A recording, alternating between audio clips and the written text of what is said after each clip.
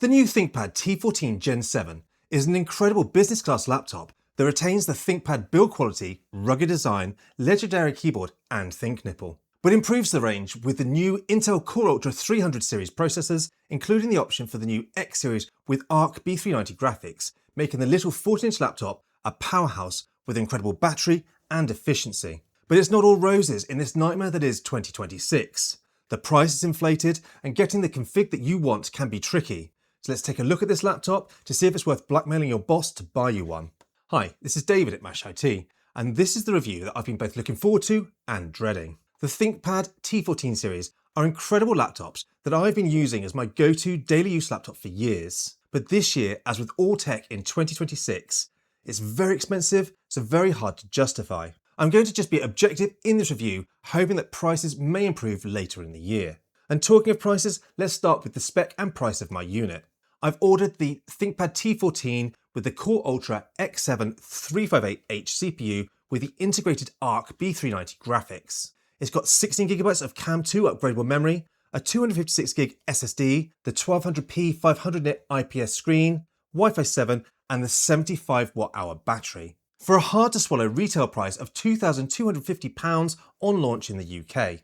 Now I did get a voucher which brought it down significantly to £1,750, so always make sure you look out for coupons or discount codes to get the best price. Also worth noting is the laptop can be configured to your liking direct at Lenovo, but the RAM and the SSD prices are currently insane. Now that's why I've bought the base 16GB and 256GB so that I can upgrade myself shortly. Make sure you subscribe if you want to see that one because that video is coming soon. Looking around the laptop, we're greeted with the usual Thinkpad T-series design, with a soft touch finish, the Thinkpad logos, and the lit dot above the Thinkpad on the lid which shows you if you're in sleep or if they're powered on. We get the lip at the front of the laptop, which seems to be like Marmite. You either love it or hate it. Now I'm in the love it camp because it does make opening the laptop very easy.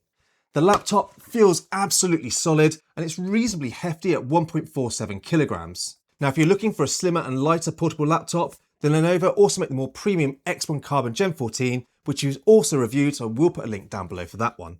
With regards to the ports, on the left side, we've got two USB-C Thunderbolt 4 ports, an HDMI 2 port, and a USB-A port. There's also a SIM slot if you order the aerials or the actual WAN card. As we move to the right side, we've got the Kensington lock. If you're in an office environment, you want to lock that machine down, a sort of flip out RJ45 port, another USB-A, and the headset jack. And at the front, you can configure it with the smart card reader, but I haven't.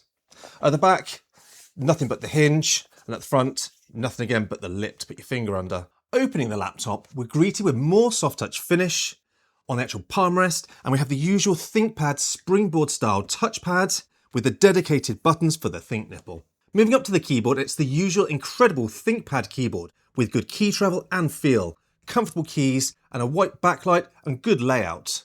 The function keys at the top are dedicated to multimedia keys, but you can change that with the function escape option or the Vantage software that's pre-installed on your laptop. The power button is located outside of the keyboard and does include a fingerprint reader for quick logons and can also access it when you boot the laptop itself. The only thing I don't like is it is quite indented into the laptop, so you have to really definitely put your finger on it. Now either side of the keyboard, you can see the speaker grills for the two 2-watt speakers and they sound like this. Speaker test of the T14 Gen 7 at 50% volume.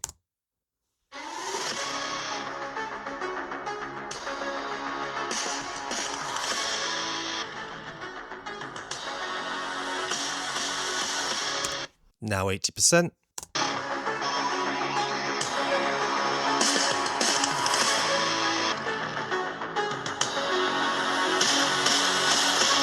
And finally 100%.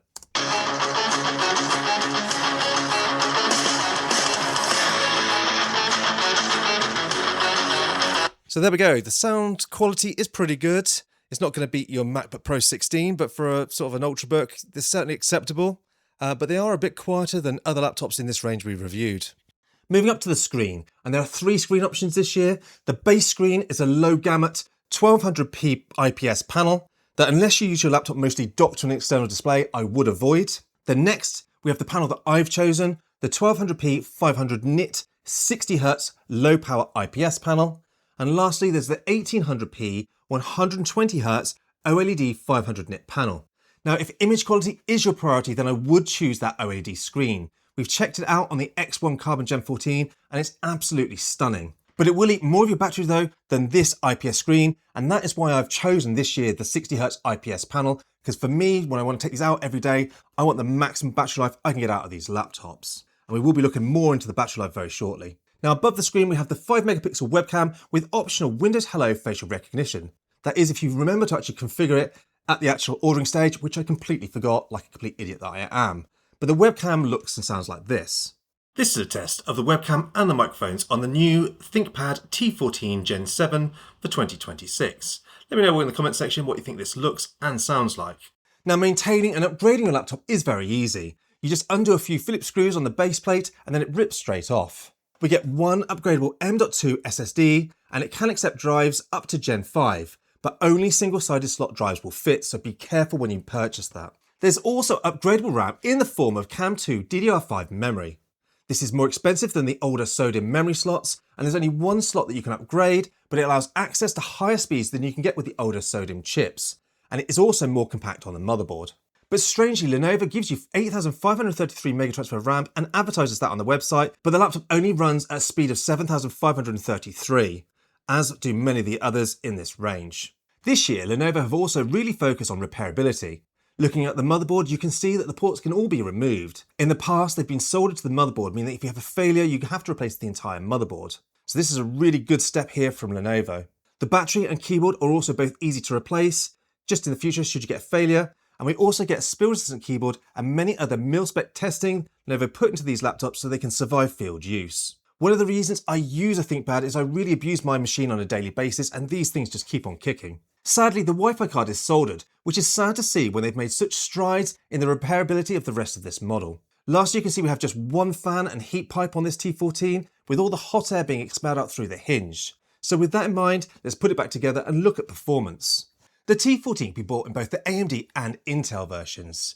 Now this year, for AMD, it's just another rebrand of the CPU chips, and there's no improvement in performance, so I'm only be focusing on the Intel version. If you want to get the AMD version, then I do recommend you buy one of the older generations, which have the same performance and save yourself plenty of cash. Now this Intel model gets the new efficient Intel 300 chips. These have both the standard models and the X series models available to the T14, and the X series get that amazing Arc B390 graphics. Now the standard 300 series chips offer similar CPU performance to last year's 200 range, with the benefit of running at a lower power and at lower temperatures. So that is definitely a positive. But those laptops, although quieter with much better battery life, have the very lackluster Intel graphics performance. So if you're doing any kind of 3D work, you're going to want to select the X series CPU. Now as I have the X7 358H CPU, I get the Arc B390 integrated graphics. The CPU is still a 16-core CPU with 4 performance cores, 8 efficiency cores, and 2 low power efficiency cores. This really helps with the efficiency, and I noticed the background tasks will usually run on the low power efficiency cores, just sipping power. With regards to the CPU performance, we get solid benchmark scores. In the shorter Geekbench 6 test, the 358H came near the top of the pack, with only the X1 Carbon beating it due to the higher RAM speed and the slightly better Core Ultra X7 CPU. Obviously, we've excluded the gaming and larger workstation CPUs that draw over 100 watts because they're just not comparable to these Ultrabook chips. Moving on to the Cinebench R24 test, which torches the CPU for over 10 minutes, and the T14 Gen 7 beats all of the other laptops we've tested due to the efficiencies of these Core Ultra 300 chips, and the fact that the T14 is given a higher power budget than the slimmer X1 Carbon Gen 14 that we reviewed recently. Now we also tested each of the power profiles in Cinebench, and there's quite a difference between each of the profiles. The best efficiency is locked to 13 watts, and it's pretty much silent even when we're maxing out that CPU. Balanced is allowed 25 watts at 34 decibels, and the best performance mode receives 40 watts constantly at a louder 40 decibels. And despite hitting 40 decibels, the fan provides a pleasant whoosh. Now these profiles are tied in with the Windows power profile, so it makes it very easy to change it, either with the Vantage software, the Windows power profiles, or the mode button, so it's really easy to change your power profiles on the go. And if you're running the laptop on the silent or the balanced profiles, for day-to-day use, I just never heard the fan spin up. Using this laptop for work is such a pleasant experience, and I hate fan noise, so I love these laptops. Moving over to the B390 onboard graphics, Intel have made incredible strides for integrated graphics. Running TimeSpy, we get incredible GPU scores that look like it's almost a base NVIDIA discrete graphics card, and for integrated, that really is incredible. This shows in application performance, which was excellent across the board. You're going to have no problem with Photoshop, CAD, 3D design, and even video editing was possible, though if you're using a 4K multicam setup, then you might need to create some proxies. Running our video export test, it got a slightly slower score than the X1 Gen 14, despite both of them having a similar X7 chip and similar power budgets, but the X1 Gen 14 has much faster RAM. That's got 9600, but this one with the CAM unit gets 7500. And this makes quite a difference because the onboard graphics can really leverage those RAM speeds for the actual encodes. Other than that one test though, this T14 excelled at everything that we threw at it. Now obviously we bought the X7 chip with those Arc B390 graphics. We wanted to test some gaming. And I never thought I'd have a ThinkPad that was capable of AAA gaming, but this laptop really impresses me. Running Battlefield 6 on this little laptop was incredible. Now you will need to lower some settings and use XeSS to make it smooth, but playing it was just amazing. Now it won't be able to replace my Alienware 18, but being able to fire up some demanding games in my downtime was just so much fun. I also fired up Helldivers, which ran really comfortably, and whilst in this game I wanted to test each of the power profiles. Obviously when you're gaming I would recommend putting it into the actual performance mode and maxing out the laptop's performance. You'll get a solid 35 watts and the laptop comes in at about 46 decibels of fan noise, which although audible is still quiet compared to a gaming laptop. When we flick it down to the balance mode, we get 22 watts of power at 38 decibels. And finally, silent mode is locked to 12 watts and it doesn't even make enough fan noise to register on my decibel meter. This is great if you're playing some older, lighter titles and you're not going to bother anyone around you. Whilst gaming for a length of time in the performance mode, the laptop did warm up a bit, but not to an uncomfortable level. We saw a hotspot of 45 centigrade in the middle of the keyboard, which isn't too hot to keep your hands on whilst you're gaming.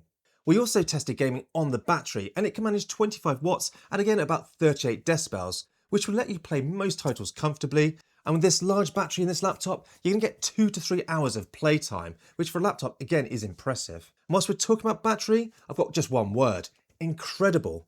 I bought this configuration with battery in mind because it's really important to me. Configuring the 75 watt hour battery and the IPS screen to maximize battery on the road over the better fidelity of the OLED display. And wow, did it pay off. In our usual battery test of streaming YouTube over Wi-Fi at 200 nits of brightness, we managed over 25 hours of battery life. I was running the test and I thought there was something wrong with the battery indicator on the laptop, so it just wasn't depleting. Now you easily get over a day's work of mixed use on this laptop and probably even 2 if it's lighter work. But if you're using demanding applications, the battery will deplete quicker. So as I mentioned earlier, when gaming we managed about 3 hours, and when I was exporting some large video files out of this laptop from DaVinci Resolve, we managed to deplete the battery in just over 2 hours. But I'm not sure how many people are going to be heavily stressing the CPU in this unrealistic manner whilst they're on battery anyway. And being USB-C charged, you can use almost anything to keep this laptop topped up. The included 45 watt PSU is so tiny I don't even notice throwing it in my bag, and being so efficient, you're going to get maximum performance on this ThinkPad out of any PD dock or monitor that can supply 60 watts or above, making this such an incredibly versatile laptop. Now as always, if you get the Windows version of the ThinkPad, you're going to get Vantage to control all the software, and I love Vantage. It's clear, easy to navigate, quick to load with no bloat. You can change all your power profiles from within here, the audio settings, keyboard shortcuts, check for drivers, and check the warranty coverage. And talking of warranty coverage, you will get access to the amazing on-site warranty with Lenovo. I believe it's 3 years back to base basic warranty as standard, but I always upgrade for a small upcharge to get that on-site warranty. The convenience of having an engineer come to your work or your home to fix it is just priceless. And another area I want to talk about is Linux support. I didn't buy this laptop with Windows as my long-term plan is to run Linux, and the great news is I installed Fedora Workstation 44 on this laptop, which was incredibly painless and everything was working out of the box. The fingerprint reader, Wi-Fi, screen brightness, touchscreen even, everything just worked. I expected to do a day of tinkering after installing Linux, yet just 50 minutes after plugging in my USB install drive, I was up and running. Fedora was installed and configured quicker than most of my Windows updates. So see you Microslop, Unix the way for me now. So on to the conclusion, and I have to say, I love this laptop. For the past few years, I've been using the AMD model for the good multi-core performance and decent integrated graphics. But this year, Intel have knocked it out of the park with these Core Ultra efficiency and integrated B390 graphics. I'm still amazed at just how well this B390 performs. Finally, I can do a lot of the tasks I would normally push over to my desktop when I needed that 3D grunt. I can also play a few games on my downtime with this laptop. The battery life on this machine is next level for an Intel platform. Over 24 hours of light use is insane. For years, I've been jealous of Apple Silicon, but I hate macOS, so I could never move to that platform. That's now gone, and I can stay with my Thinkpad. I can leave for a day's work without any battery anxiety. But as I mentioned earlier, this laptop does not come cheap. With the RAM and the SSD shortages in 2026, it's been painful for anyone buying a laptop. Now, if you do not need the extra graphics power of the B390, then I do think you should consider either a previous generation AMD model for a lot less money, but unless you really want that efficiency and battery life of this Intel platform. And that leads me to my second gripe, the X-Series processors in particular. In the UK, they've since removed all the X-Series processors from the configuration due to stock availability. Now, hopefully by the time you watch this review, that's been resolved and they're back on sale, but you may have to wait around for Lenovo to get their act together before you can buy the model that you want. And that's really sad to see when other brands, such as Dell, surprise, surprise, have actually managed to keep their X-Series processors on their range. Lenovo are a huge company, so I'm not sure what's going on there. But those are my thoughts on this T14 series. This is now going to be my daily driver. I absolutely love it. But as always, I'd love to know what you guys think. Would you consider a Thinkpad for your daily use laptop? Let me know in the comment section down below and I will get back to you. And lastly, thanks for watching.